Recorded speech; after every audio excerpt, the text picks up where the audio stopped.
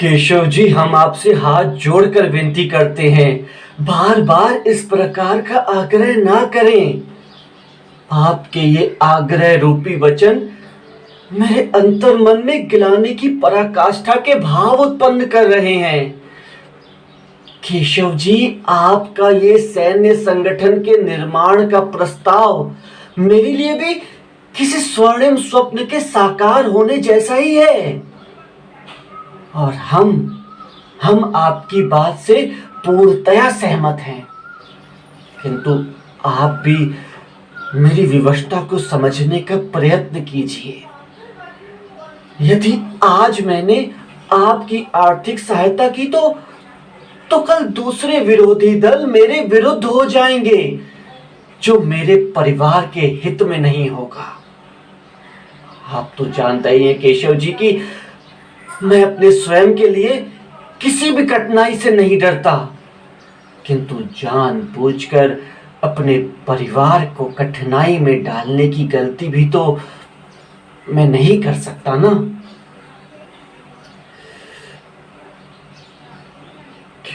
केशव जी, मुझे इस बात का पूर्ण संज्ञान है कि छत्रपति शिवाजी राजे साहब ने जो पूर्ण स्वराज की स्वर्णिम कल्पना की थी, वो जो एक पवित्र भावना थी, वो पवित्र भावना, वो स्वर्णिम कल्पना आज के इस दौर में कहीं लुप्त होती जा रही है।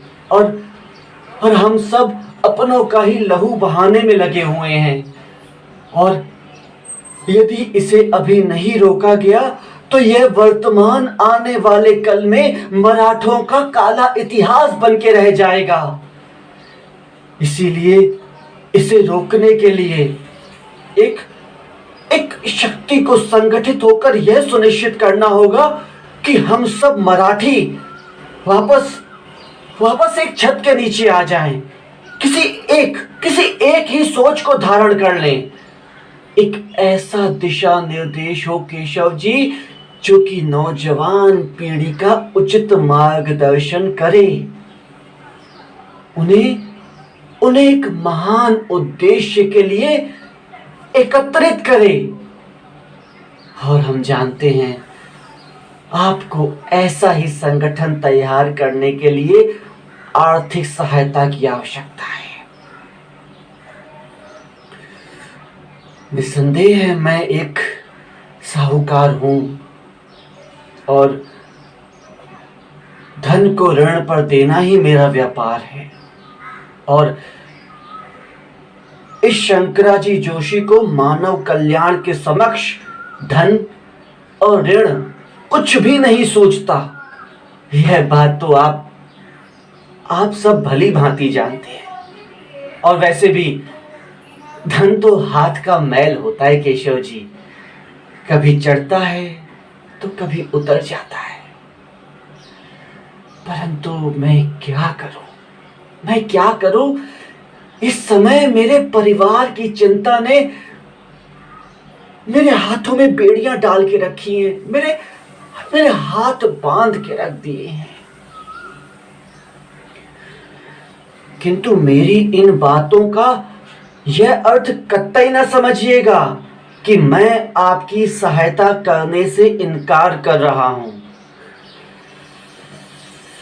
बल्कि मैं तो बातों की इसी उधेड़-बुन में एक ऐसा संगठन तैयार करने का रास्ता खोज रहा हूं, एक ऐसा उपाय सोच रहा हूं जिससे मराठों का संगठित करने का आपका सपना भी पूर्ण हो जाए और मेरे परिवार के प्रति जो मेरा उत्तरदायित्व है उसका भी सफलतापूर्वक निर्वहन हो जाए।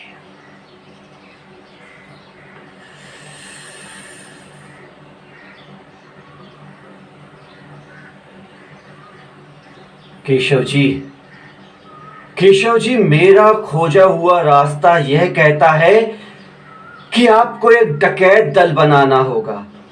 नाना केशव जी, आप कतई भी चिंतित ना होइए। मेरी इस योजना की पटकथा, संवाद और परिणाम सब कुछ पूर्व निश्चित होगा। रात्रि के तीसरे पहर में आपको डकैत दल बनाकर अपने गुट के साथ हमारे यहां हल्ला बोलना होगा। जी हां, सही सुना आपने। आपको मेरे घर में मेरी ही स्वीकृति से, मेरी ही अनुमति से डकैती डालनी होगी और मैं इस पूर्व नियोजित योजना के तहत तिजोरियों में पर्याप्त धन रख छोड़ूंगा, जिसे आप बिना किसी जान माल का नुकसान किए ले जाएंगे। केशव जी, इससे विरोधी दलों को भनक तक नहीं लगेगी कि मैंने आपकी सहायता की है और आपकी समस्या का समाधान भी निकल आएगा। केशव जी, फिलहाल इन विकट वर्तमान परिस्थितियों में मानवता की सेवा मेरे लिए इसी प्रकार संभव है। यदि आप हाँ कहते हैं केशव जी, तो मैं तिजोरियों को भरवा लेता हूं।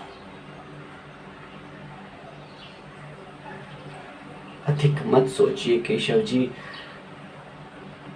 इन विकट परिस्थितियों में मानव कल्याण के लिए इससे अच्छा उपाय और कोई नहीं है। मेरी एक और विनती है कि शंकराजी जोशी को जन कल्याण के इस स्वर्णिम स्वप्न को साकार करने के लिए ये प्रयत्न करने दीजिए।